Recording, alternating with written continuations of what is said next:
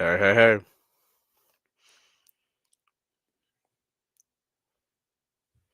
Um, well, just waiting for my pal Bert to get back on. But hey guys, how you doing? Um, s- and we'll just wait for our friend. Oh, there he is. There he is. Sorry about that, guys. I'm working with a little technical difficulties right now. I'm trying to fix the banner right now. But as I get to that, let me just introduce everybody. Welcome to the Body Slam Post TNA Post Show. I'm joined by the great Io as always. How you doing, buddy? How are you doing? Doing good, man. Doing good.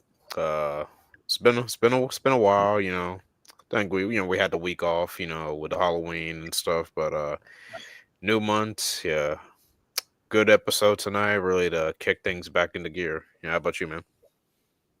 Yeah, I really thought that, especially after the weeks of not having really any new content, I thought tonight's episode was really refreshing just because, yeah, you could say that these were tape matches per se, but just the whole idea and the theme, and we'll get more to it as Yeah. open fight night.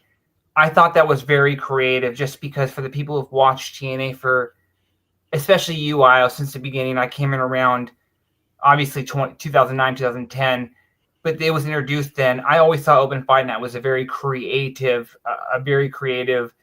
thing. So for them to bring it back, I thought that was very fun.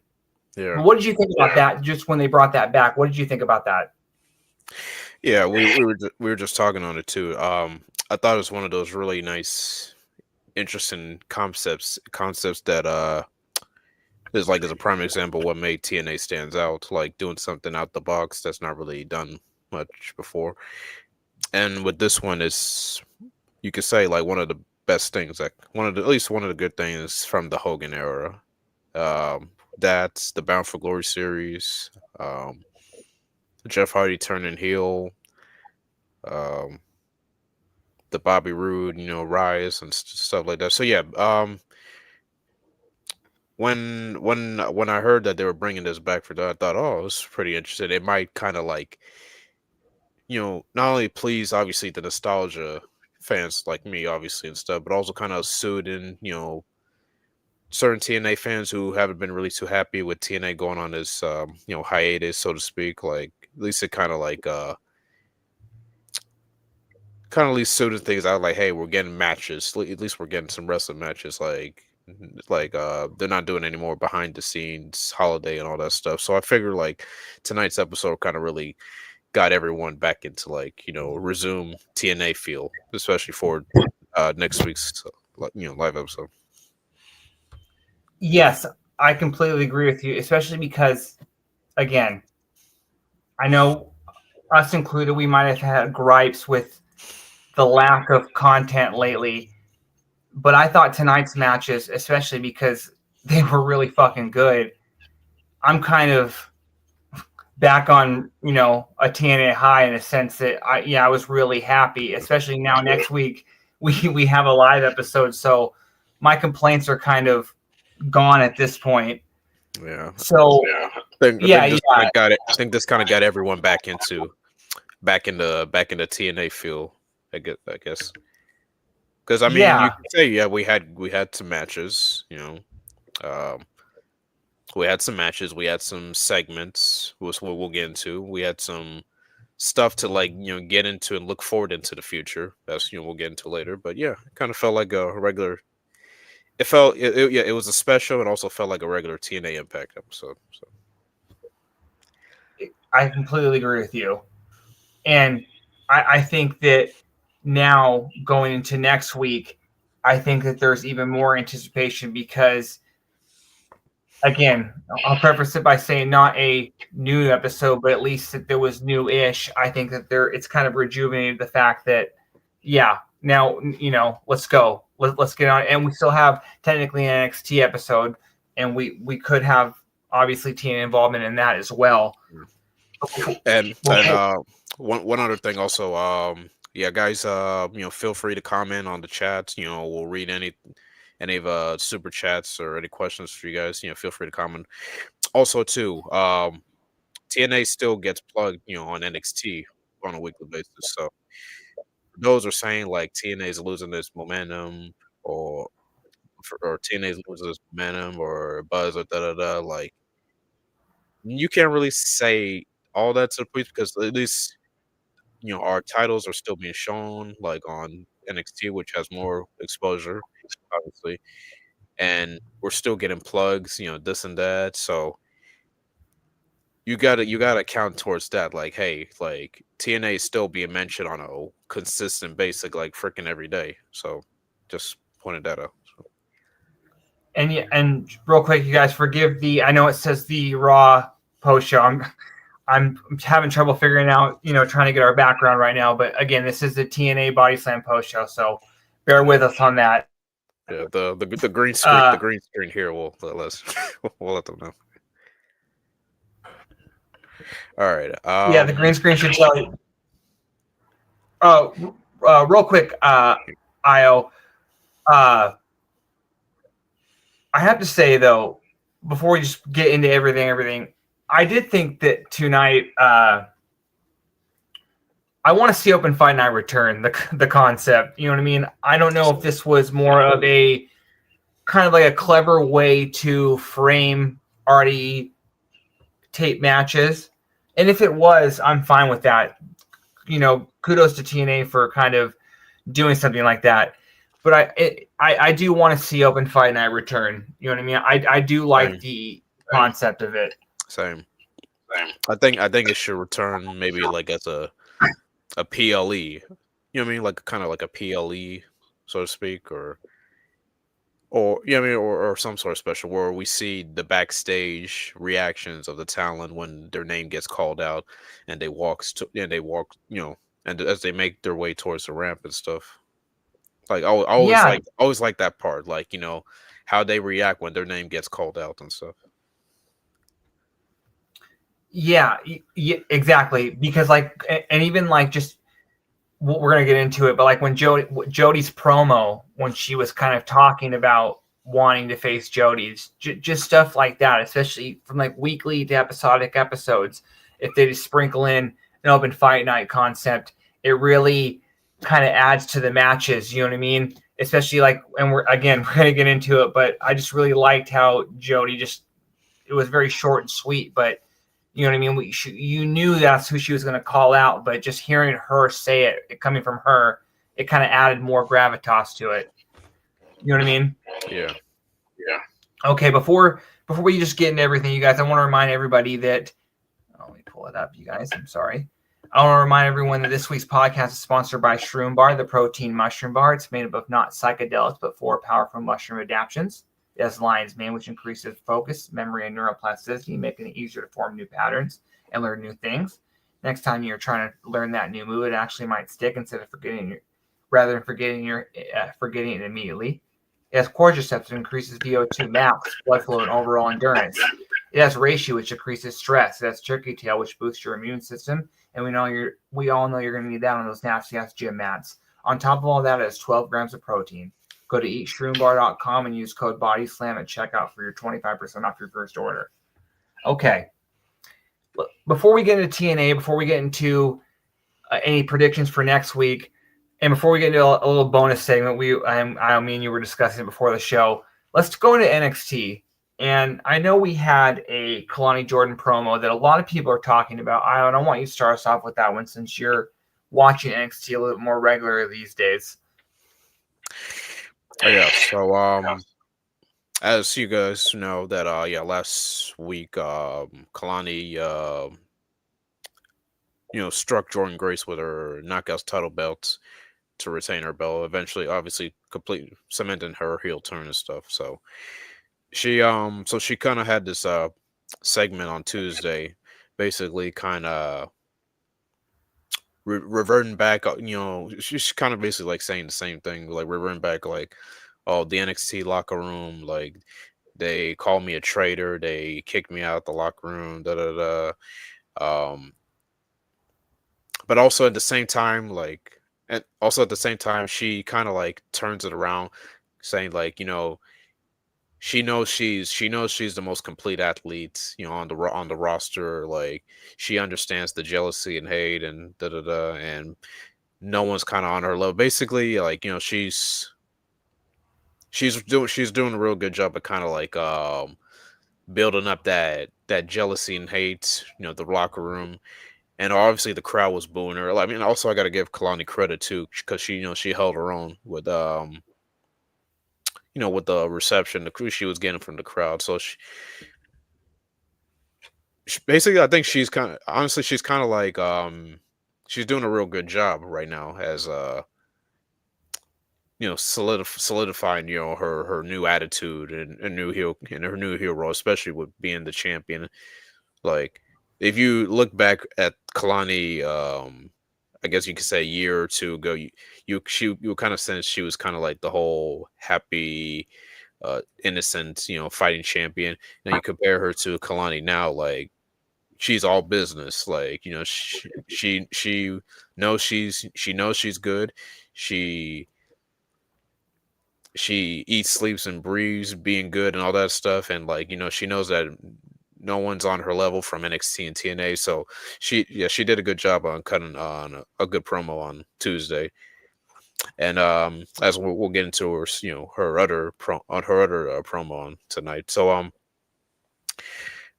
I would say since she won the knockouts title, I feel like this kind of really helped her. Like she really needed this to kind of like help her stand out from the division. Don't you agree, bro?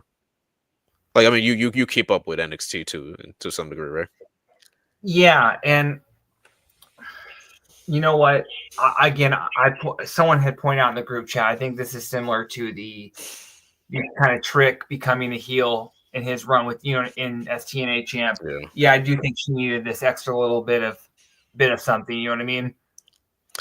And I agree with Joseph on the chat. Like her being knockouts champ will give her confidence when she goes to the main roster. And yeah, she has the wrestling, and it's she's as long as she's doing well in the promos, which she's doing well, I would say. I mean, she's doing all right, but like as long as she can get that part, the sky's the limit for her. Let me just. This is a very unique situation to me, and the way that the NXT crowd is kind of booing her, it almost. I'm gonna kind of give it a little comparison in my head. This kind of almost reminds me of how Bret Hart was a heel everywhere except Canada. Yeah, Like a little bit of the opposite. Like to me, I don't think that I totally get why Kalani is a heel to the NXT crowd. Yes, she's an NXT wrestler, but you could say that she's more focused on TNA, as she should be. As why I think the TNA fans will respect her because she's concerned about carrying the lineage of that title.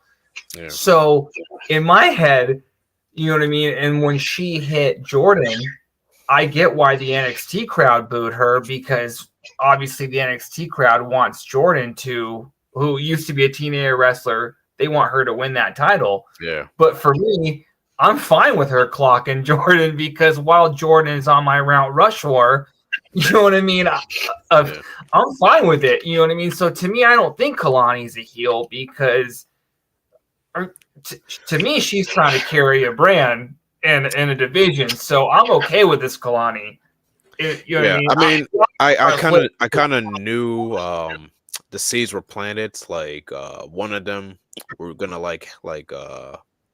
be a little aggressive because like they had like the segments were with Jordan and Kalani, and Mhm. Jordan tried to kind of like be a friend to Kalani, advice and da da da, and give her advice and da da da stuff. But then Kalani, she just kind of, you could say in a little sassy tone, like basically talking down to Jordan, like in a sassy way and stuff. And then you're thinking like, oh wow. Yeah, I mean, in a way you feel like, oh wow, like that was a nice and stuff, and then it can't lead to that belt shot, and of course her saying by any means necessary. So there's that, And you know what? and of course Oh, sorry. between her and Jordan, the crowd was gonna go, the crowd was gonna be for Jordan mostly. So yeah, I'm not gonna. try to look for the article, but if I'm remembering right, the stuff with Kalani and the way that you see the NXT wrestlers kind of work in TNA, it reminds me of JC's article when she kind of talked about the freedom and just the differences of working between NXT and TNA, and how working in TNA kind of how get her, helped her kind of find herself in this run. You definitely see, now that Kalani is working a little bit more in TNA, how it just seems like she is. I think it's only going to benefit her, like we saw it. But again, we keep talking about how it's benefited Trick. You know what I mean? So, and yeah, Joseph's point, yeah, I think she's going to get confidence. You know what I mean? Especially right now as they're kind of making her. I hate to say the word tweener, but you know what I mean. There's definitely more heel to her. You know what I mean? Yeah.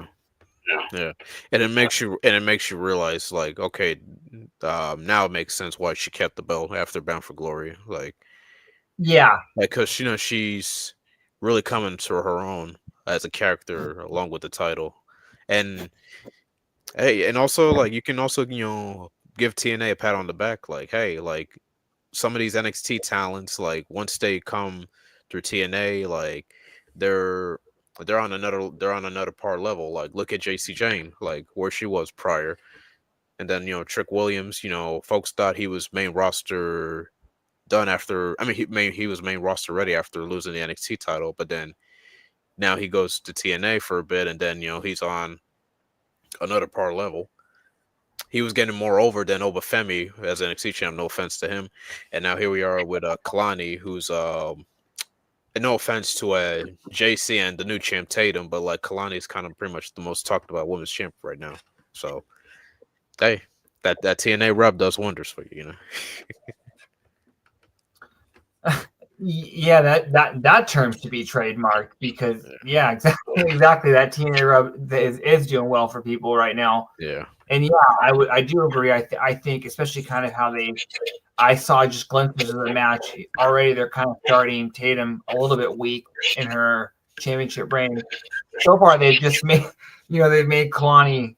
They booked Kalani very strong as TNA champion. So you know what I mean. At least you can say that.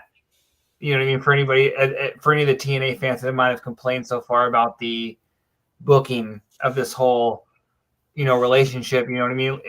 Whether they're the TNA titles on somebody from NXT or not, you know what I mean. They are keeping that strong. So Oh, thanks, okay. Joseph. Uh, no, I was reading Joseph's chat. Yeah, thanks, Joseph. Yeah, I mean, in the end, like both brands are helping each other out. Like that's, I think, some TNA diehards, they have a hard time understanding that, but maybe they will someday. Who knows? Yeah, no. If the TNA fans aren't seeing that NXT is basically providing extra PR, extra eyes, extra you know what I mean? Like they're the Mm. I don't care about the booking of, again, I've said it before, the with the fake wins, fake titles and all that shit. TNA is getting talked about more, and like it or not, it's basically like the last few months, it's like TNA's had 4 hours of TV a week instead of two Yeah, to kind of promote themselves. You know what I mean? yeah, And I don't see how anybody can see that as not a positive. You know what I mean? yeah, So yeah. One other thing. There's a if you go to the press statement when TNA announced they were getting that they extended the Latin American deal. There's a little comment that they posted that that they are the number two wrestling promotion according to social media, and I just kind of laughed at that.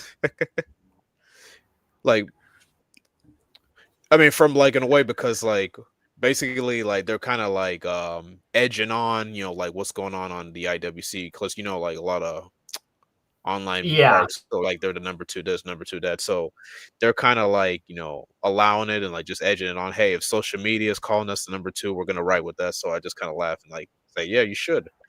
Like sometimes you just gotta write what's like, as long as those three letters are still being talked about, like that's what it matters.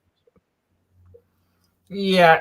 The whole thing's kind of funny. Like the you could tell a lot of it is coming from WWE fans slash trolls trying to piss off AEW fans on Twitter by saying TNA is the #2 promotion, Yeah, and and on one TNA don't hand, care as long as their names are being brought up. exactly. That's what I say. Like, one hand, I get upset about it because I'm like, they don't watch. But on the other hand, I'm like, well, they're still saying the words TNA, and whether they're like you just said, and it's almost like no publicity is Exactly. bad publicity. So exactly, as long as TNA's words are being said, you know what I mean. It's clicks. We live in Yeah. a world of clicks. So Hmm. people might have heard those words for the first time. Be like, TNA, what's that? So let's go you know what I mean. Exactly. Okay. Any final thoughts you want to say on NXT before we move on? Yeah. I mean, Lei Ling posted a video early in the week. Yeah, basically saying Kalani brought shame and dishonorable, because of what she did, and Lei Ling wants to bring the belt back. So I think that's pretty good that they're kind of keeping her in title contention because she's a good talent too. Well, I do like that. Although I hope this doesn't mean. I hope I'm not like reading too far into it that they're breaking up the Angel Warriors. But I do No, like no. that. No, that's good. But I do like the fact that we're getting more stuff with the wrestlers kind of being vocal on social media and like Yeah. voicing like in storylines or just you know what I mean. Yeah, I think it helps too that even though Kalani is an NXT talent, like at least it helps that okay, we're still seeing our knockouts appear on NXT. You know what I mean? Yeah, Because I know like some fans will feel they feel some type of way of two NXT talents fighting over a TNA belt, da da da. But hey, at least NXT the knockouts are still on appearing on NXT because we're basically doing the same thing we did with Trick, trying to bring the belt back home and stuff. So yeah, no, that again.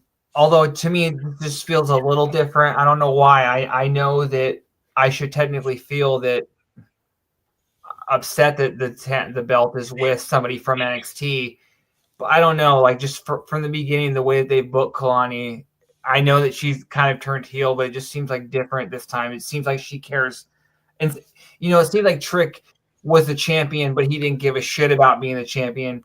It seems like Kalani, even though she's not with TNA, she cares about being yeah, TNA. You know what I mean? It just feels a little different. with Trick, it was basically a springboard, a golden ticket, or whatnot to get him back to the NXT title. With Kalani, I don't think she's not even thinking about the NXT Women's title right now. She feels like in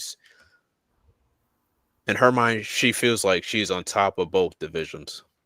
So I think, yeah, you're right. It's kind of different. It feels kind of different this time around. And you know what? I think part of that is because even though like technically like in storyline or whatever they're kind of not at war with TNA, but I think as like a woman as a woman's wrestler it would be kind of hard to deny like again the history and the lineage of that title, even though that title is not in the company that she wrestles for. But like now that they're partners with TNA, I would think that like every woman wrestler is kind of familiar with the Knockouts title. We talk about it all the time, Io. Like they're very TNA was very trailblazers in the sense of like what they were putting on in terms Yeah, of women's wrestling. So you know what I mean? So I think it'd yeah, be very hard to kind of like not be like, you know what I mean, proud to carry that title. I don't know if I'm looking yeah. too much into that, you know what I mean? Oh, no, you're right. You're right. It's a very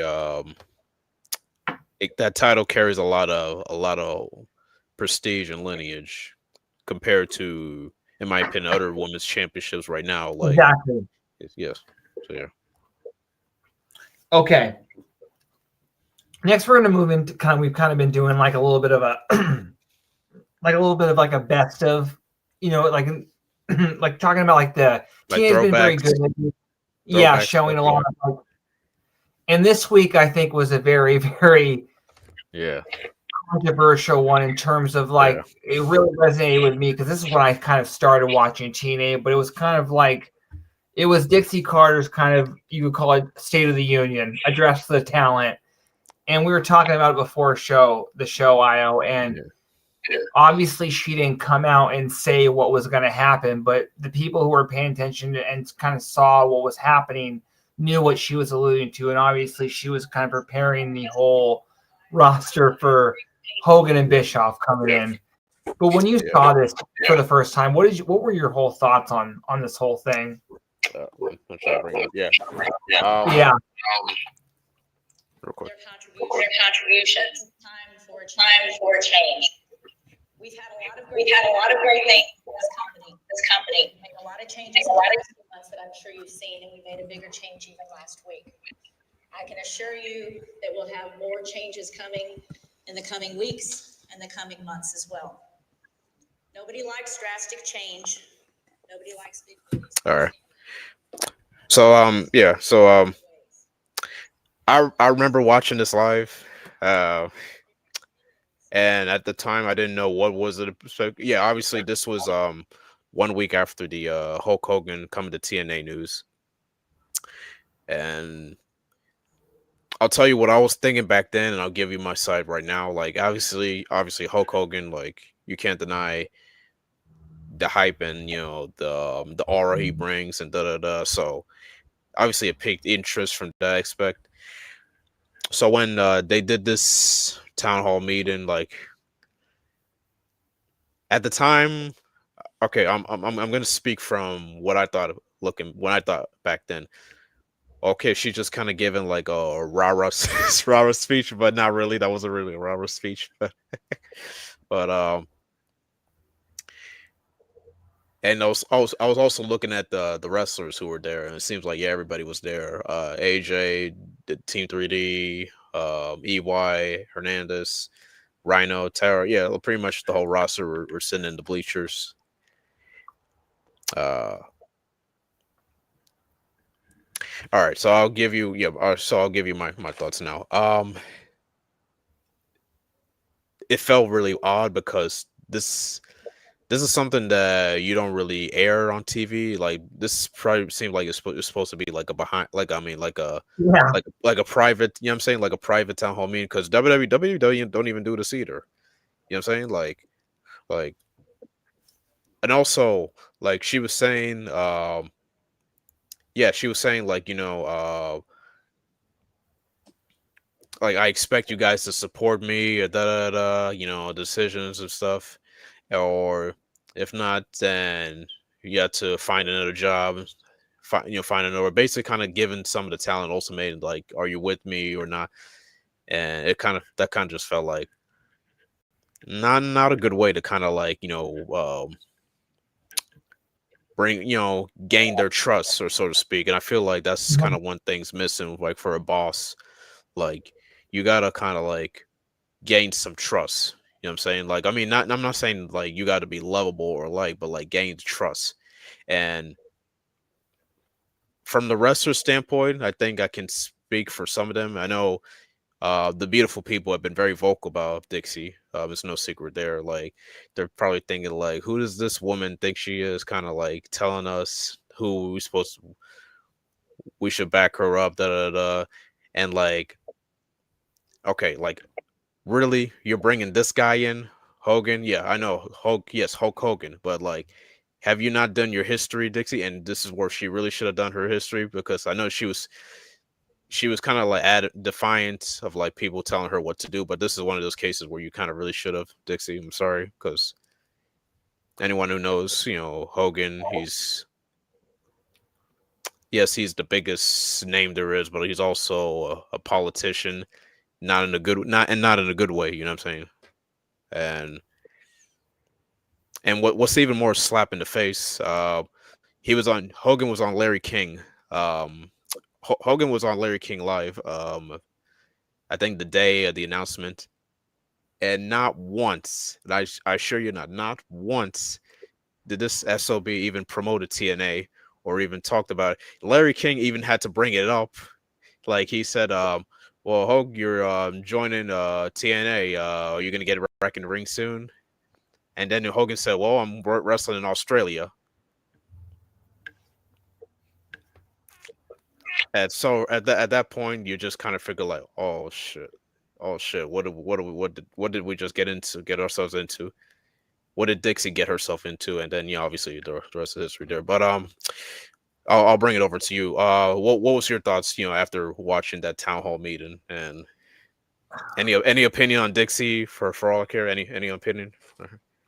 Here's the thing. Like, I just recently saw that because I had just like stumbled upon TNA at the time, and I remember around that time, around like 09 and 2010, and so they brought Hogan in shortly after. But I know the seeds were being planted. But for me, I'm speaking from seeing how it all went down. I'm gonna say this: kind of not watching wrestling for a long time, and then stumbling on TNA. I think it was a good thing in the sense that, yeah, that was kind of cool to be able to stumble back into something and see someone like Hogan there, Bischoff, like Team 3D, and then like Lashley, and a lot of these names. I was for Kurt Angle, Sting. But then you hear about like, oh, the first episode was Hulk. They did a big number. That's not to be surprised.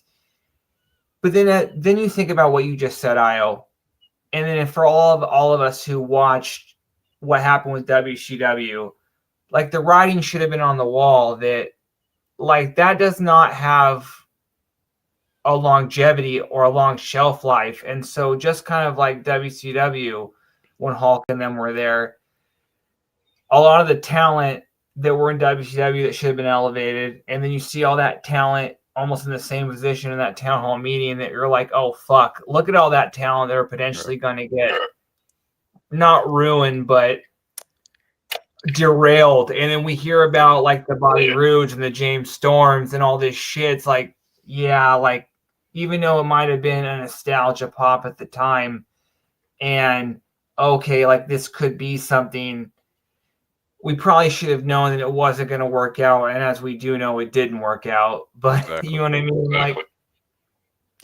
Like it went from like, okay, big buzz, and then when you notice the changes, that's when, yeah, like you said, you just know, and fans, I'm pretty sure they knew like it wasn't going to work out. Like obviously the the 6-sided ring being changed to a 4-side, bringing in people who have not been seen in how long, like Orlando Jordan, the Nasty Boys, fucking Val Venus, excuse my language, but fucking Val Venus, like you're just kind of like thinking like, yeah, this is not going to work. And it just traces back to that town hall meeting, like with Dixie, like I would not be surprised if half of them left after after that town hall meeting, because oh my god, it's just one of those things. You just like, man, like this could have been prevented. Like all this could have been prevented, but here we are. Yeah. And you know what's crazy? I was like, obviously when TNA started, it's shortly after WCW folding, and you see a lot of like hear like a lot of the criticism. Oh, they brought in a lot of the former WCW talent backstage, either backstage or off camera. I mean, backstage or in ring. But I have to say that I still, I'm slowly watching a lot of the old TNA, but I think that they did a lot better job showcasing younger talent with sprinkling in older talent. Yes, Jeff Jarrett was champion for quite a bit, and they had their Nashes and stuff like that, and Main Event Mafia. But I still think before Hogan, they did a much better job showcasing younger talent up until now. You know what I mean? When Hogan got there, it was pretty much just trying to get any former name on TV. You know what I mean? Yeah. Real quick, shout out to our boy Cameron. Yeah, man, we were just talking about Kalani just now. She's doing good. She's doing good work as a heel. Yeah, we're gonna get into Danny Luna as we get into the review. But yeah, thanks for popping him in. Yeah. Yeah, like you said, things were fine prior to Hogan and all that stuff. Like it's just one of those things at the business. Like some people, they were just coming off of WCW and they didn't know what to. They didn't know what to really. basically like we were coming off of the WCW ride with WWE ride and stuff, and folks saw this new company starting up and wanted to get their toes dipped in, and then it just kind of went haywire from there. So, but yeah, I mean, so yeah, to sum up with Dixie, yeah, I feel like it's one of those things where maybe you should really kind of like do your homework a bit more, like and stop and instead of being like too defiant and stuff. Like I'm pretty sure Jared tried to warn you. Hell, Jim Cornette, damn sure tried to warn you and stuff. So that's just how it is. Yeah, like again, the more you learn about her, it seemed like that she was very defiant Yeah, in a lot of ways, and like that press conference, very, and like you said at the beginning, like if you're you, gonna come off like that, maybe you don't show yeah, that to the public. You know what I mean? yeah. It's funny, like in these Hall of Fame speeches, her name's not really brought up as much as far as like I want to thank who and who, especially the beautiful people. Um, I think. Oh yeah, yeah. I think Mickey did brought her name up. But yeah, yeah. Um, I mean, obviously we got to be thankful for Dixie funding the company. Like without her, TNA wouldn't be where it's at. Wouldn't be where it's at. Like it's no brainer there. It's just one of those things. And like if you thought Terry Bollea, if you thought Terry Bollea Hogan like was gonna be the savior or the guy to lead you to the promised land, you thought wrong. And that town hall meeting, whoever's idea was it for it to air on TV, was a complete idiot there too. Again, that I'm not gonna call it as bad as PR as WWE is doing right now with the whole Rich Holland stuff. But yeah, no, whoever decided to put that on TV, if they knew that that's how Dixie was going to come off, that's they. Yeah, I don't see how that was. They thought that was a good idea. I mean, that's something that should be behind closed doors and only in the locker room if that's how you're going to. You know what I mean? Yeah. Okay. All right. But anything else you wanted to say about that before we move on? There's a tweet that Bully Ray tweeted when Sean Ross Sapp asked him what was Bully Ray thinking at this moment, and Bully responded like, "I can't wait to put her through a table," and I laughed. I mean, she deserved to be put through a table right from that after that town meeting. So yeah, again, it was just basically I'm trying to think of a word. Red flag after red flag after red flag. The moment after that Hogan announcement, like red flag was the town hall meeting and it being aired on TV for whatever reason. Them taking away the six sides when it's not time. Them moving to Mondays, red flag, red flag, red flag. Um, You yeah, know what? that's about it. What's funny is when I watched that whole thing, I see like because one of my first things of Dixie was like exposures or like more on TV was like with the whole EC 2.0 stuff, and like she did come across as like you know what I mean, trying to be Oh, like a that. face character. Oh, yeah, that the EV But part 2.0. Yeah, yeah, but part of it seemed very fake. But when I'm watching that press conference, that seemed more like her character when she like was doing the stuff with magnets and the wheel of Dixie. Because when she was a heel, I was like, okay, this is actually kind of clicking. Like Dixie's a very good heel. Like I'm buying her as someone I want to see. Like you know what I mean? So that press conference came off very as who Dixie like kind of truly is. You know what I mean? But She must okay, she must be a push. She must be that much of a pushover to willingly surrender a pay-per-view to the ECW guys like in 2010. that you know Mind what? you, And that one night stand was ECW one night stand was 2005 and 2006, but in 2010 we're surrendering the TNA pay-per-view to the ECW guys for what?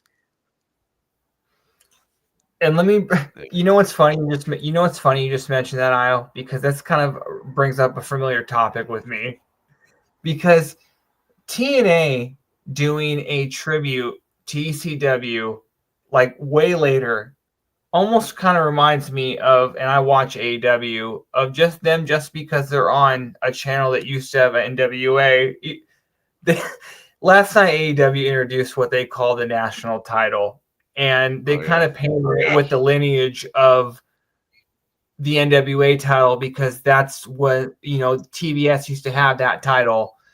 And so I was just taken back. I was like, why is TNA doing a ECW tribute? You know what I mean? Like it didn't, that whole storyline didn't make sense to me. You know what I mean? Especially someone who didn't watch ECW growing up. It didn't really. And like you said, it's 2010. A lot of those guys were way past their prime. Exactly. And it's not like we got anybody of like, you know what I mean? If I remember right, I think it was like Stevie Richards and Tommy Dreamer. Like it wasn't like, and Raven. It wasn't like we got, I think Sabu is there. But nobody that really from that heyday that could, I don't think was either around, might have passed away, you know what I mean? I moved on. Or is just not wrestling, or it certainly wasn't at the level that they were. I think they got everyone. They even got New Jack for that pay per view. Oh yeah. Oh yeah. Yeah. Pretty much everyone was there, minus I guess you could say Shane Douglas, Heyman, and whatnot. But it's just like all that weekly teases of them like appearing in the crowd, and then the attack on the TNA talent, and then all this just for another ECW pay per view. Like, it didn't. It just felt off. I mean, it just felt waste of time. No offense. That's just how it is. That's just how it and also, and like just because that's what, like, it was funny, like when Hogan turned heel on those guys, because like do you remember that Dixie said, either Dixie or Hogan said that what ECW meant to the 90s, Hogan meant to the 80s. Yes. And it's like right there. It's like, you don't need to say that. You don't need to say that because we know it's not true. You know what I mean? Yeah. Even I know for a fact even Dreamer doesn't buy that quote. Yeah. It just it really felt like a slap in the face when she said that. Oh man, okay, we can talk about this all night. Maybe we'll have to do that sometime. We got to get it tonight. We're talking about Hogan. We're talking about ECW and like that, and that's in a TNA, and let's like the more that stuff, like the Styles, the Rudes, the Kazarians, they all get pushed aside. It just like I'm sure we're gonna talk a lot more about 2010, later on. But it just felt like so many things were just being the main focus when they shouldn't have been. That's what I'm saying. The parallels to WCW were there, because just like with the NWO and everyone else taking the back seat, as soon as Hogan was there, it's like you had all this bullshit in TNA, and like all these guys are like, I think we mentioned, like, look how many like runs were fumbled, like during that, like Nigel should have had Nigel McGuinness, the Pope, like Pope, you could go on and on. And then like the fumbling of James Storm, it's just like over and over again. You know what I mean? Yeah. But yeah, like that topic. Christopher Daniels. I mean, we got to bring him up to Christopher Daniels. Like, here's a guy that that should have been like at least on the same par with Joe and AJ, but I mean, honestly, like since I know like Daniels been appearing there and there, the Curryman stuff and whatever, but it seems like when Daniels in Daniels status in the Hogan era, like it felt like his stock went lower. Like if it wasn't until him teaming with Frankie that helped boosted that team over. So yeah, like you said, like so many stops and pushes for certain talent. It's just sad. Let's be real. Like after the like after Hogan got there, it was And pretty I much agree like with I agree with Joseph. Yeah, Nigel Desmond Wolf. Yeah, who perfect example of being fumbled. like I hate to say this, that's why I keep like kind of calling for him to make a return now and get a proper run. But after Hogan got there, it was pretty much the end of James Storm. Like it was one failed gimmick, like whether it was the DCC, like you know what I mean. Like you could say that like there was a little bit of kind of like a little bit of success with him and Gunner for like a brief like blip, but like again, it was never like the same like after like he was supposed to like win the title, you know what I mean? So just yeah, so many guys were like just Samoa Joe, like Joe is like a big example of that. Oh yeah, Yeah. But again, we could talk all night about that. We do what we do need to yeah. get into. We'll get into that some other time. Yeah, yeah. And what sucks, Io, is that right now, after we're sitting here shitting on Hogan, we technically have to praise him because we had open fight night tonight, and that was option C. That's one of the two things that he fucking did that was actually digestible, that was good. You know what I mean? Like those were, you know what I mean? And Yeah. and I also did like when he did kind of trash the six-sided ring and say they weren't making money with that, because I wasn't a fan of the six-sided ring, and I'm glad that they kind of disbanded that. Yeah. I would like to see it come back one night a year, but yeah, again, Same. open fight night tonight. Would you as well come back for one night? Yeah, I made a comment too. I said Hogan should be proud looking down because they brought up his quote unquote concept came back tonight, the open fight night. But yeah, I agree with you. Yeah. Yeah. Okay, so yeah, so technically you could say that we talked about this before the show. I mean, a little on the show. Yes, these were new-ish matches, never before seen. But I really like how they took a concept and kind of actually made it work a little bit better, because Open Fight Night had a little bit of its cracks, but they basically had promos to set up these matches where like they were being called out. And so I thought this was a very, very, very solid show. But we're going to start off with a 4-way tag match. I thought that this was unique because if I remember right, didn't they set this up earlier in the week by Myers calling out the other teams? Yeah. Yeah. So we had a 4-way match with the System and Brian Myers. I mean, the System's Myers and Edwards versus the Rascals versus the Great Hands versus Sinner and Saint. And, right off the bat, like when this match starts, I was very, very happy because it seemed like there was a lot of positive feedback for Sinner and Saint, who I really think need a little bit. They need to be elevated pretty quickly here because of just the staleness of what they've been doing lately. But this is a good match, really good match. You know what I mean? To open up a show, this was hot. Yeah, this was I felt like that this was needed, a way to kind of like reestablish the tag division where it's at now. Like I know we've been too busy on this whole Hardys and Dudleys and stuff for a while. Like we kind of really haven't really put focus back on the tag division or the tag teams. So this was kind of a good way to kind of like, showcase, the audience and us, like who's on the potential of in contention. Like this also, this wasn't a contenders match in case anyone's asking. Like it's basically like you could say bragging rights, so to speak. Yeah. But yeah, I want to I want to talk about the match, yeah, and also talk about the teams so far. Yeah, this was a good match. Yeah, a good match, a good showcase, and everyone stood out. Like when you have teams like the Rascals, Sinner and Saints, the veteran prowess of Ed Edwards and Myers, and of course you got the Great Hands, who are very very cunning and ruthless with the mastermind Mustafa Ali, backing them.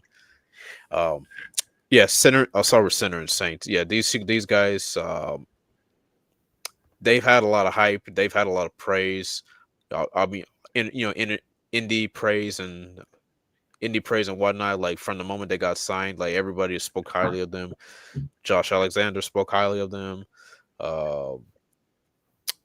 numerous wrestlers, from the indies spoke highly of them. That they were paired with EY, and yeah, and then they had a good showing. I was real impressed with Travis Williams back at Bound for Glory when he was in the Call Your Shot. It seems like hopefully this is my hopefully. It seems like these two might be on a good par of like obviously not only getting like their first tag title shots, but they might who knows they might come next year. They might actually win them or sue. But I know the world champ Mike Santana gave them a huge praise, saying like they're going to be a very big deal. Keep an eye on them, and that's a huge praise right there. So yeah, I'm a fan of these two. If you haven't seen Sinner and Saints work on the Indies, I will say that's a recommend because these guys are good. Um, and I feel like it's only a matter of time before that gravitates more here on Impact, so to speak. Well, what do you think about Sinner and Saint? Yeah, let me just say that they need more for them, and it's kind of like I think that I don't see them on the trajectory that the Great Hands have been on. You know what I mean? Like I think that even compared to the Great Hands, I think that they're being even more slower with building up Sinner and Saint. I'm not trying to call out anybody. We kind of talk about one Tommy Dreamer and and booking and stuff like that. But You left my out whole thing, Delirious too. yeah, no, my whole thing is that a lot of it just kind of feels when I look at things and the way and just like storylines and TNA, a lot of it just feels stagnant. And I look at a couple of different points. I'm a big Eric Young fan, but it seems like with Eric Young, his whole thing the last few years is like it's the same type of gimmick. The cleanse almost seems like a BBD part 3, part 4, and I don't even know what they're doing with that at that point. I know this wasn't a tag title match tonight, but I don't think the system should have won with that. Like I'm surprised that the system. I'm not saying I'm a bigger fan of the system than Judgment Day, for example, who are still together. But even I think the system should have kind of been starting to plant the seeds of a breakup at this point. There's just certain things that I think that like I feel like again, Sinner and Saint, I don't know why, and you mentioned it before. They like I saw them with Allen Angels, for example, on the Indies. I believe it was Prestige.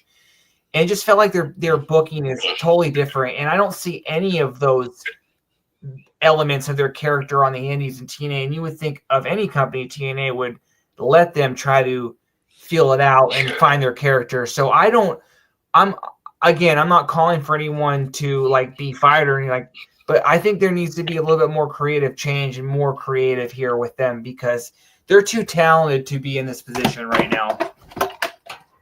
Yeah. And you can say the same with the Gray Hands too. I mean, at least thankfully they're in a good spot right now with Order 4. But I think I agree with you saying like some of these up and comers like they need to be on consistent TV. Like even if they're not really doing much or like kind of like put in a way where they can like adapt and grow. Like I compare, let's say, to Cody Rhodes and Ted DiBiase, like like Legacy when they were paired with Randy, like they were kind of like the henchmen, but you saw them. They were basically henchmen, or like whipping boys, so to speak. But like you saw them on weekly consistent, like and like they were kind of like the more they were kind of like growing, like just being side by side with Randy, and then to the point where like when Randy wasn't with them, like they were able to kind of like take that momentum, so to speak. So I hope that the same for the Gray Hands, like they can pick up momentum. I mean, obviously they lost, but like take what Mustafa has been kind of like the success Mustafa's been giving them to like bigger things, and for Sinner Saint, I know they're not with EY right now, so Yeah, I know, right? Like it just seems like right now, like some spots are kind of filled. Like the top babyface team or the Rascals, the second or like those the system because they're kind of baby faces too. So there's kind of like some voids left for like a heel team. Maybe Sinner say be a heel again. Who knows? And yeah, No, that's yeah. They're very underrated. it's just like, you know what I mean. Like, I think that when they paired him with, unless I'm wrong, like I think they knew Josh was leaving, so I was always a little Oh one yeah, weird, yeah, like wondering why they paired him with Josh, and then just to kind of, and then it felt very lazy to just have him go with Eric Young.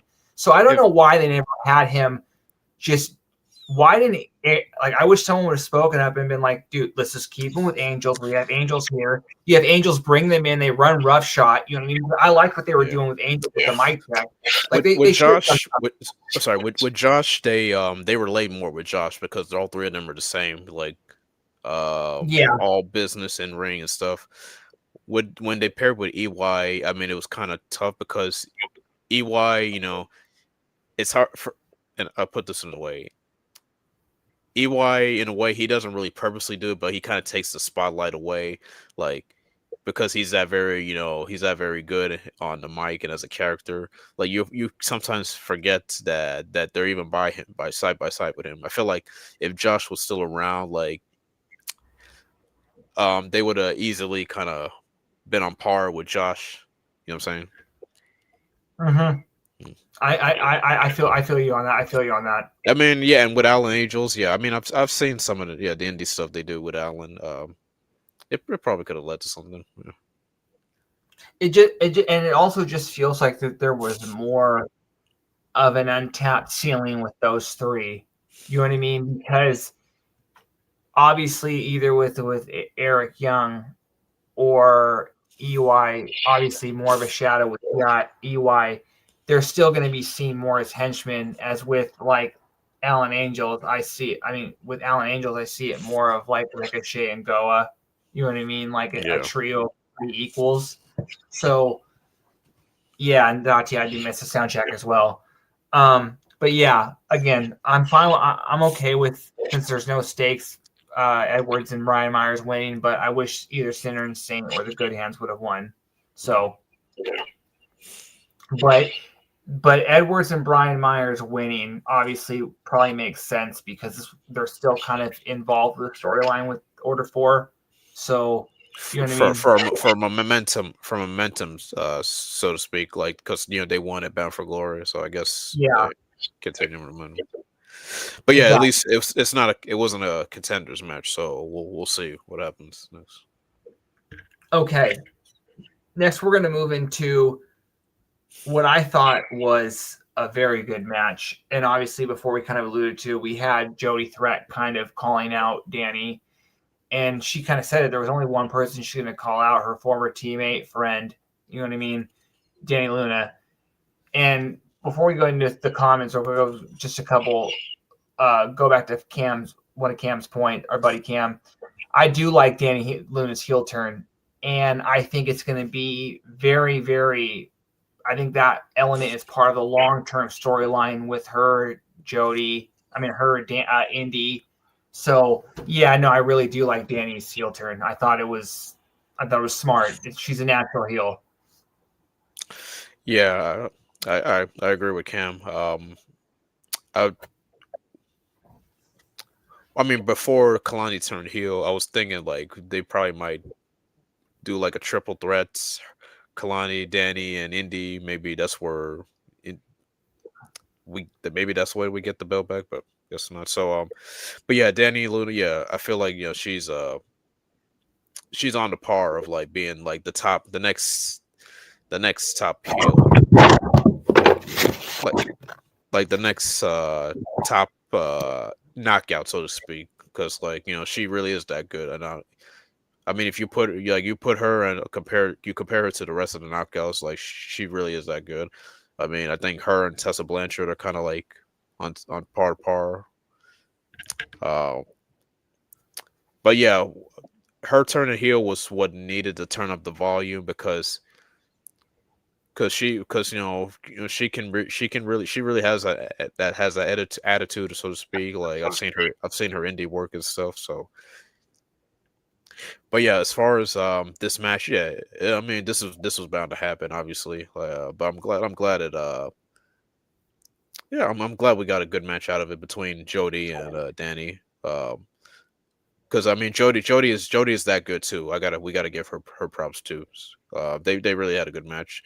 So it felt like for Danny and Jody too, before they move on to other things, like they need to like kind of like settle this, like who's the better out of the Spitfire group. That was that. Yeah, Danny, I think, as a heel, is she's going to play a bigger part in this overall whole storyline with, like I said, with Indy and like what's currently going on with surrounding the Knockouts title. So I'm looking forward to like what they do with her, just because. Yeah. And like Cam had mentioned, asked if we like Kalani's heel turn. I like that as well. And you need right now the Indy's best quality is that she is a sympathetic baby face. So why not stack the deck with a bunch of great heels for her to go up against? So Yeah. I think that's a good strategy. Yeah. Okay, and yes, obviously Danny was able to get the win in a very competitive match, and I do like how they keep, because Jody's somebody that is also, I think, should be a future Knockouts champion as well. So I hope that the Indy Danny rivalry is not done, even though kind of Tom had alluded to it kind of being finished for now, but that should be one of the blood feuds continuing in TNA. Yeah. All right. Well, I mean, Datso's bringing it up. Should we bring it up, the elegant stuff? Yeah, we'll go to that real quick because I like her bringing it. And yes, she nailed it on the head. The Elegance brand is looking for their cute kip, the modern day cute kip, and I thought that their chemistry was very, very funny, and the way that they were saying it, like, and some of the words were very funny. I believe that they were calling with someone with panache, which I had not heard that word, and I like a good word.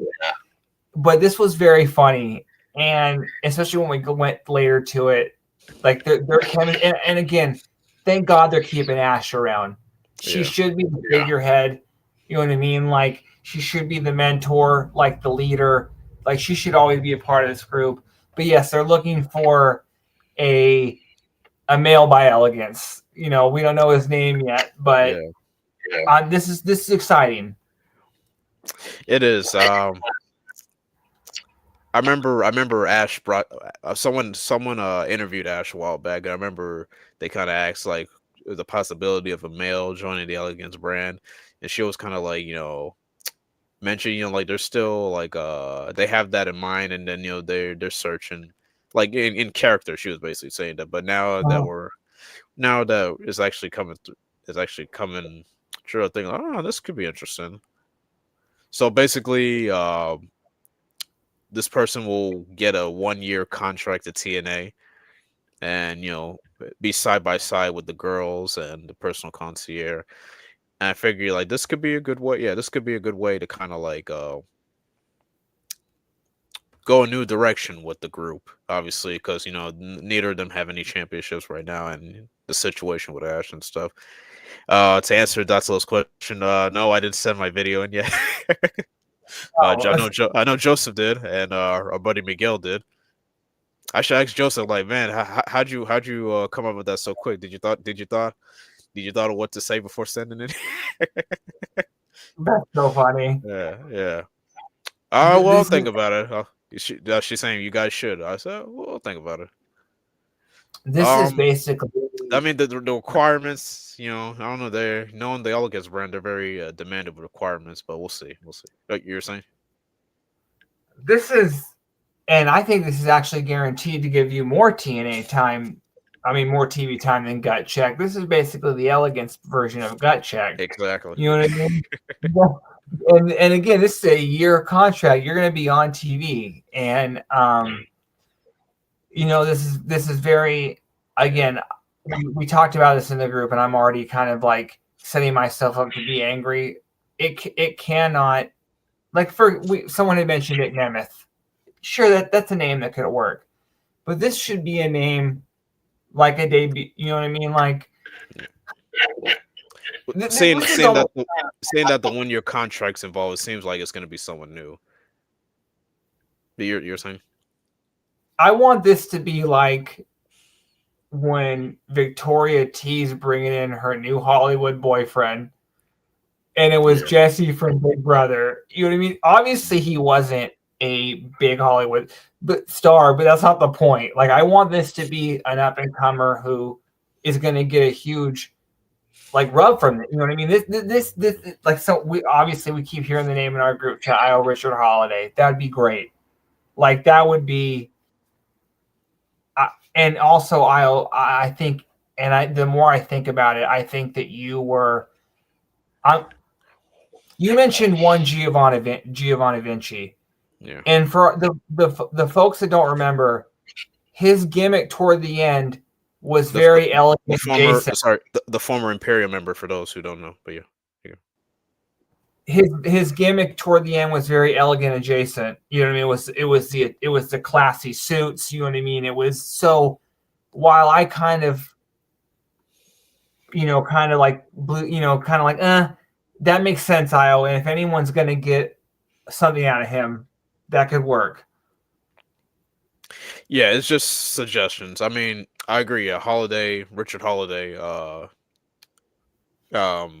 He's kind of up there from a suggestion because it's ironic. Ash's finisher is called Rarefied Air, and that's something that Holiday would always say in his promos in MLW and stuff. So I just figured that's kind of interesting. And yeah, Giovanni Vinci. Yeah, I mean, he would fit the part. Italian, wears suits. And chicks dig Italian. I'm sure the Elegance brand dig Italian stuff. So it just kind of figured, yeah, he might fit groups. But yeah, whoever that ends up being Mr. Elegance, someone he's got to complement the part, being side by side with the girls and the concierge. So this should be interesting. As we saw later on, they were watching some. I guess you could say enhancement talents or whatever. Basically kind of like keeping their eye on, so to speak. So it should be a very interesting talent search, I guess you could say. Yeah, like this, and that's what I'm saying. Like, they clearly were not happy with Edmonton. You know what I mean? They were kind of, so they should do this for every town, like in Orlando, search, and then El Paso search, and then I don't know, maybe leading up to the next pay-per-view, and then for the reveal, I guess. And obviously, they need to have, when they show those videos, they should need to sprinkle in some known talent from the area. You know what I mean? Yeah. Because that's kind of how you know what I mean? That's what you should be doing. But yeah, no, hopefully this is a continued segment because it gets Ash on TV as well. So, yeah. Okay, we're going to move on to our next segment. And it was just kind of, well, actually, again, this was open fight night. And what I did like about this, we had a quick Cedric promo. And he kind of calls out Mike Santana. At first, I'm like, why are you calling out Mike Santana? That's out of nowhere. But then I'm like, wait a minute, it's open fight night. I like this. Especially when you get that match, it's like, why not? You know what I mean? Like, and he told him, don't bring that belt. I was like, this is brilliant. You know what I mean? Like, this is good. So this is probably one of the many reasons why open fight night needs to continue, because there are times when you feel like you get stale matches, and every match tonight, except for maybe one, felt very fresh. So, you know what I mean? Yeah. I like this. Yeah, I know. Like when he made the challenge, I knew this was going to be a match. This was going to be a match to watch. Both guys. You could say both guys are in their prime. I mean, Cedric always calls him Prime Alexander, but this is kind of really like, both guys are in their prime. Like, especially expect like I mean, Santana just won the world title, like so. Both guys have something to prove, like so. I knew we were gonna get something special later on.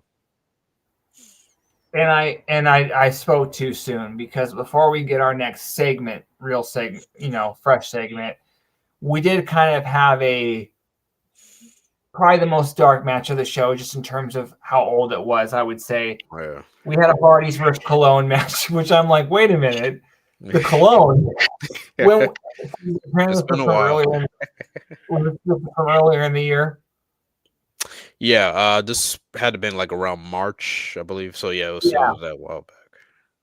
this man, I felt like I was turning to like WWE mid 2010s, early 2000s. I mean late 2000s. But again, I'm not gonna hate on this. You know what I mean? They had to kind of add some filler to the show, and I think that instead of adding, which we got later, adding in a best of TNA match, this was fine. You know what I mean? Yeah. It didn't upset me. You know what I mean? It was, the clones are fine. I was okay with it. Yeah, this was them filling up time as they done in the past, with these throwbacks and stuff. But yeah. I mean, it shows, at least it shows, how hot the El Paso crowd was, which were they were at the time, in which were TNA will be going back soon. So yeah, this is basically just a filler match. I mean, honestly, I was just listening more towards Tom and Hannafin, like towards than the match, because they were basically kind of wrestling all around the ring, and then yeah, for the most part, they were just wrestling all around outside the ring, and then with the finish. So yeah, Then we get just actually, which I like this. They showed a best of open fight night clip, and obviously this was kind of something only around in the Hogan era, but it was from 2012. It was AJ Styles taking on Bobby Roode for the TNA World Championship. Bobby Roode did retain. I do remember this match. Bobby Roode, the best TNA champion of all time, just my opinion.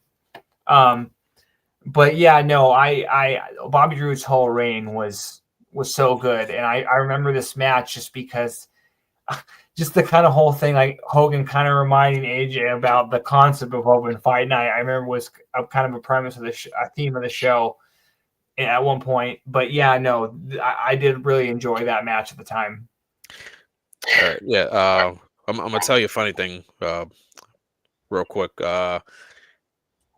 So like during the commercial break, I don't know if you have I mean, you have TNA Plus, so like they always be showing a match during the commercial break and stuff.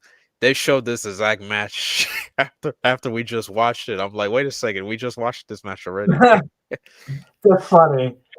Like, I just finished watching Styles and Roode, and then they just showed the match again. I'm like, TNA, like, do you know what match you should?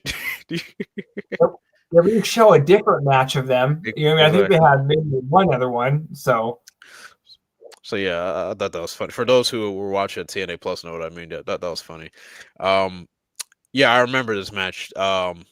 Roode was on par of becoming the longest reigning TNA champ after AJ, and AJ was chosen out of 4 guys to see if he could dethrone him before stopping that record, and which he didn't. So, but yeah, I always enjoy the chemistry with Styles and Roode. It seems like Roode being in the ring with like the top guys, it really helped elevated him to the T, because at that time, he was defending against Styles, Sting, Hardy, RVD, guys who are like kind of like, no offense to Bobby, to like were like way up there, and he just won the title, and he was a mid carder. No offense, no offense to him, like at that time, or so to speak. So yeah, it kind of like elevated his part, So yeah, awesome reign, one of the best world title reigns in TNA history. Yeah.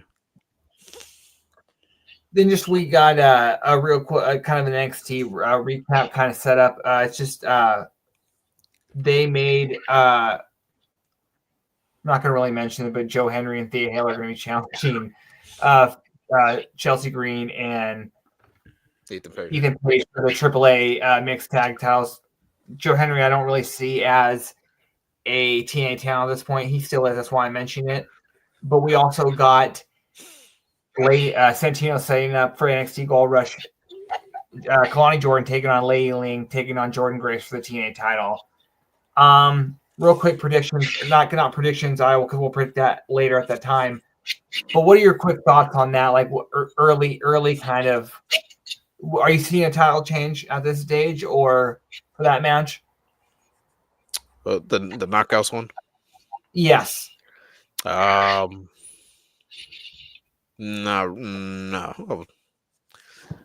Seems like whoever the throne's Kalani is going to be 1-on-1. Uh, and no offense to Lei Ling, I think they kind of brought her in just to kind of like take the pin because Kalani already pinned Jordan. But I mean, it should be a good match. Yeah, TNA. I mean, knowing TNA the way I do, like they want the title change happen on their turf. Like Ash won the title on NXT turf. It's only fitting like the next time it happens on TNA turf. You get what I'm saying? Yeah, and I also correct me if I'm wrong. Are they just Impact specials the rest of the year, or is there an actual pay-per-view? The next pay-per-view is in January, so the Impact specials, Turning Point, and Final Resolution. So yeah, I honestly see Kalani holding the title until But I mean, January. she could. It's possible. It's possible. I was gonna say title changes do happen on the Plus special, so no. So anything. I just figured because obviously the Victory Road is in at Full Sail, correct? Turning Point, yes, Full Sail. Turning Point is at Full Sail, and so even though that is a TNA turf, I even still look at that as NXT turf.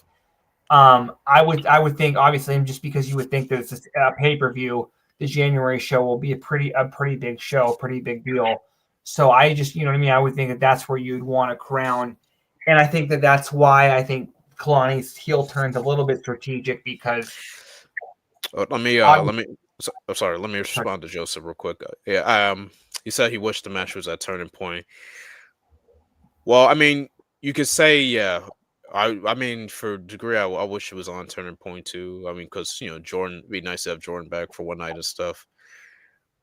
But in TNA and WWE's mind, like this match is gonna get seen by more people and bigger crowd in New York. So I guess that way. Also, NXT's having some house show events that same week. I believe so. Yeah.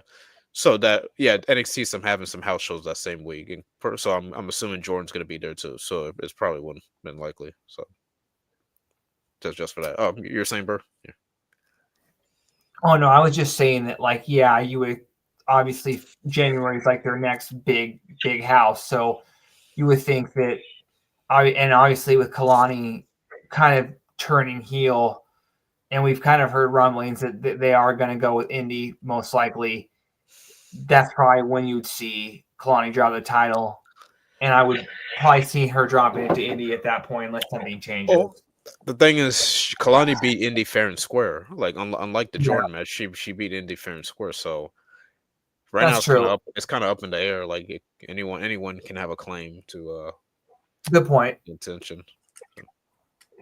Okay, let's move actually just on just real quick. Sorry, one more thing. To Joseph, listen, buddy, the pay-per-view is going to be top to bottom. It don't matter what the IWC says. Like TNA well that they're going to put on a good card to please everyone. So that's what matters.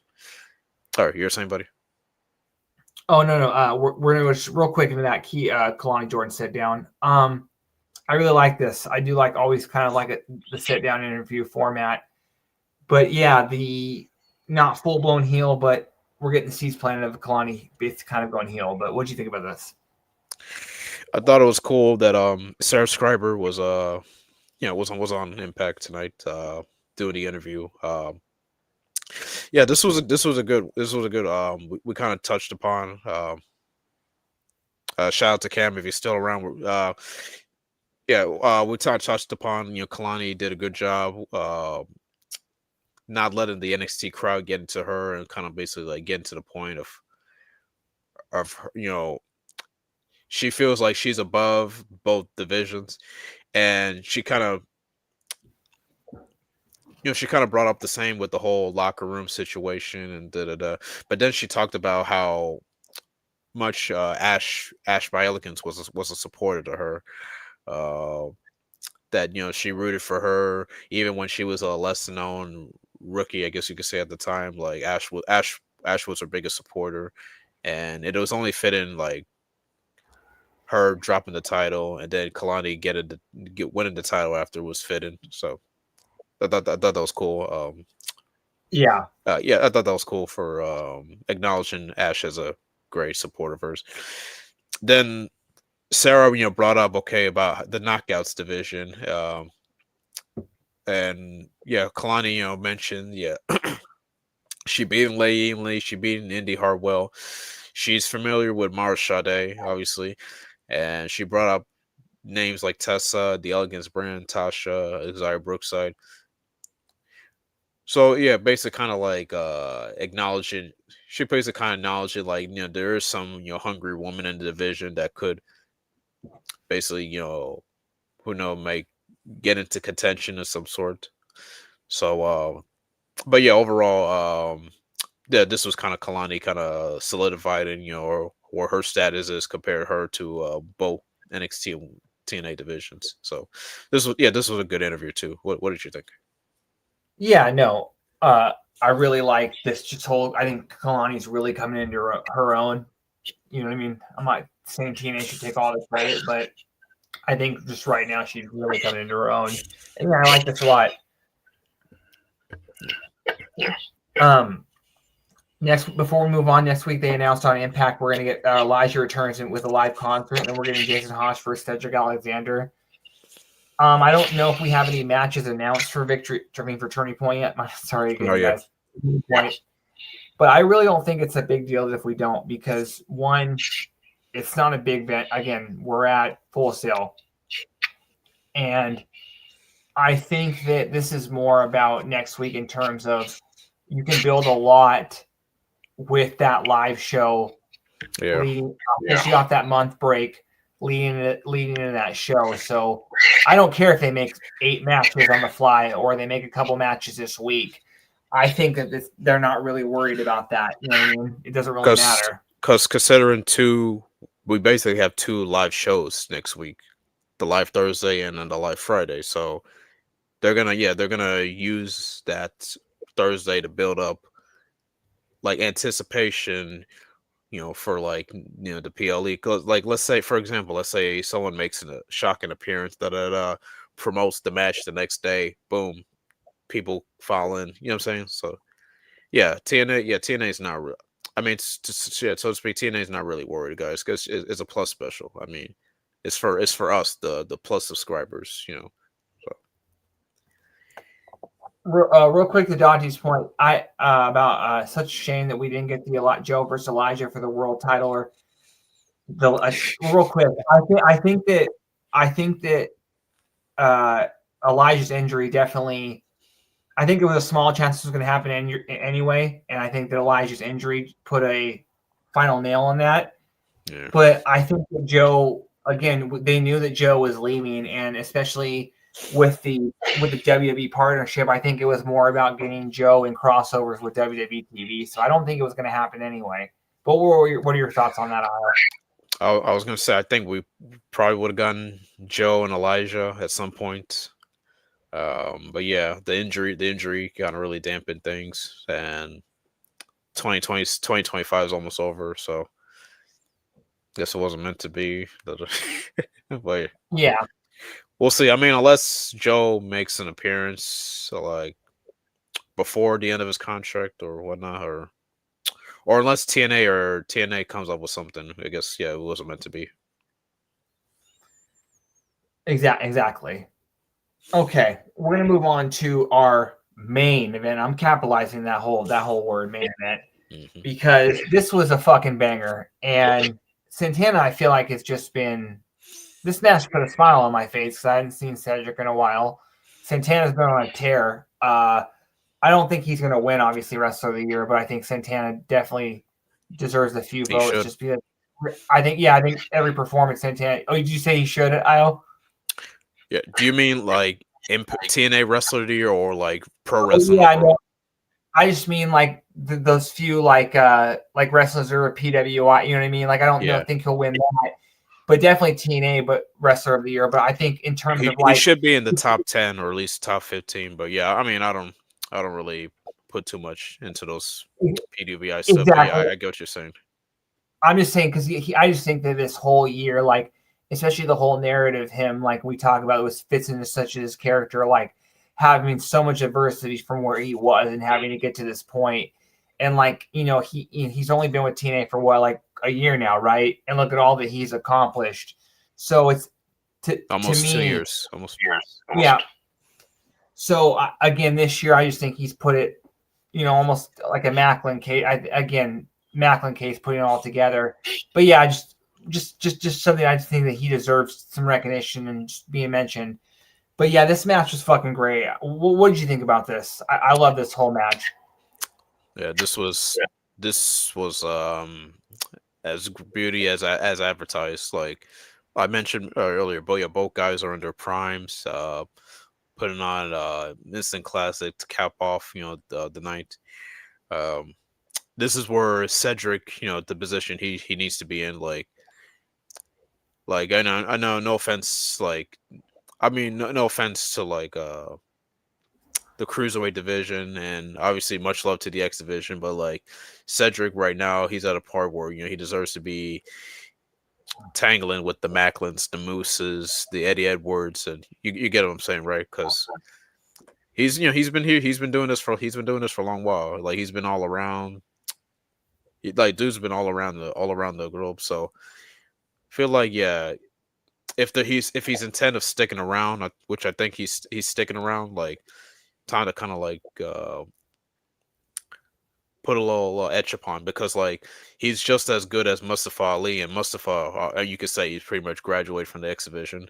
So we basically like I'm a I'm a 205 like guy. Like we have kind of like two of the best right now in our roster. Like so it's time to kind of like move them up, so to speak. Like not they don't have to be competing for the exhibition titles, and stuff. So but yeah, tonight, I mean, he went against with the world champion. Like, that's how good is that? How good as that gets? And of course, Santana. He's basically the face of the company, or the top guy right now. Like the one guy, how to put, the locker room leader, so to speak. So if you can hang with him, if you can put a good match with him, like you're all right. I guess that's kind of like how that's kind of like how the moral is. You know what I mean? Like, hey, if the leader or the head guy thinks you're okay, then you're okay. So yeah, tonight that's what we kind of got. Like, hey, Cedric, shows like he can still hang with like, no, I mean, I know, like he's in his prime. Like obviously he can hang with the best of them. So look forward to seeing what more Cedric can do. And of course, Mike Santana, I'm looking forward to the beginning of his reign. So it's a shame we didn't see him come out with the bell, but still good match. Yeah, Cedric again. Let's. He's a guy who he's in the company where he's not going to be typecasted. So I'm not saying that he should win the world title, but he could definitely be someone in the world title scene. You know what I mean? And to Dotsila's comment, she's saying no disrespect, but Santana did the correct thing, leaving Ortiz behind. Ortiz was on a podcast. I don't think he really takes offense into that. I mean, because hey, both guys, gone their separate ways. You know, both. Yeah, I mean, I'm sure both guys are on good terms. So I don't know or their situation, but yeah, like it's just one of those things. Both guys, felt was best needed for their own individual goals, and that's what it is. And he's very happy that Santana won the big one. So at least we can all kind of like move on, and so to speak. Like I'm sure they move on, but I'm sure hopefully everyone online can move on from there. So. And yeah, credit to Santana for like taking a chance on himself, because like you could argue that like like obviously they kind of saw the writing on the wall in AEW, like they were not getting past a certain point, even though like they should. And like obviously you could say like I don't know this, but they could have been complacent and just been like just taking the money, but like or for Santana to like walk away from that and like bet on himself, you know, basically have to start all over. Good on him. Mike motivates everyone he's around with because we know his story. We know he's doing this for a purpose. And when you see with someone who has a purpose, it kind of motivates you. So so like yeah, having Mike come back, like it felt like it was like the motivation rocket we needed. I mean, of course we had the buzz of Joe Hendry and Nick Nemeth and all these other stuff, but like Mike Santana coming back to TNA when you can really say he didn't really need what some will say he didn't need to, but he's doing it for a purpose. It just kind of motivates everyone. So well, like I said, like we were talking about, this was, and I completely agree with all of that. You could tell that like Santana is basically becoming one of, like the locker room leaders. You know what I mean? He's one of like the guys that is gonna rally the troops. You know what I'm saying? You could definitely tell that the whole company's behind him. But yeah, this was a great fucking match. Obviously, Santana was able to get the win. Doesn't mean that Cedric didn't shine. Like you said, Cedric is in his prime. yeah, He should definitely be somebody who. yeah. Both guys shined. There was no loser here in my opinion. Nope. Actually, yeah, there was everyone kind of shined tonight episode. Yeah. So I'm definitely looking forward to where they go from here. Obviously, next week I think is, you know what I mean. I'm not trying to quote him, but they keep sharing that tweet about the next few months of WWE is going to be really big. You know what I mean? I think the next few weeks of months of TNA are going to be really big, and I think that's going to be true. I think next week it's huge.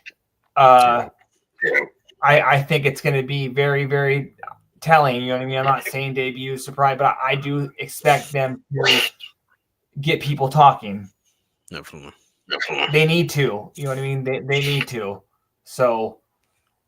Considering they've been on hiatus for long, I'm surely that they've been planning like things to do for the Orlando shows. So, and especially for Turning Point, as we keep bringing up, like because Turning Point's next week. So I'm sure they'll come up with something, at least give folks a reason to tune in the following night. And I think there's a strong chance that we get some sort of maybe match made on NXT for Turning Point. Santino said there's going to be some decisions and announcements next Thursday, so should be very interesting. Well, what he has to say. Exactly. Okay, well, with that being said, I want to. Well, that's I said. Yeah, that's I said. Y'all had a nice break. I mean, that's what we've been. To tell you the truth, we've been doing this weekly. Minus last week, but yeah, so we didn't really have a break. I know some of the other podcasters, they kind of had their own quote unquote break, but yeah. I think that there was a lot. I think just because we're in a time when TNA was at least able to stay in the headlines, just in terms of they're being talked about a lot more. So yeah, there was definitely things to talk about. And honestly, I prefer we go that route. Like, hey, like we don't have to take a break. We can come up with new other things to talk about to kind of keep the train going, which I think we done it. I think we did a good job doing. Don't you agree? Okay, but before we get out of here, just any final thoughts before about next week, about tonight's show? Yeah, this was a good way to kind of kick the gears back in. Bound for Glory is behind us. Now we're in towards Turning Point and heading towards 2026. So looking forward to next week. Definitely. And like I said, like not only we're coming back next week for a brand new live show, there's NXT and then Turning Point. So TNA heavy next week, which no one should complain about that, especially if you're a TNA fan. But I want to thank you guys all for joining. Make sure that you guys like and subscribe, so that way you get notified for whenever we go live or whenever the many great people at Body Slam go live. And with that being said, have a good night, and we'll see y'all next week. Later.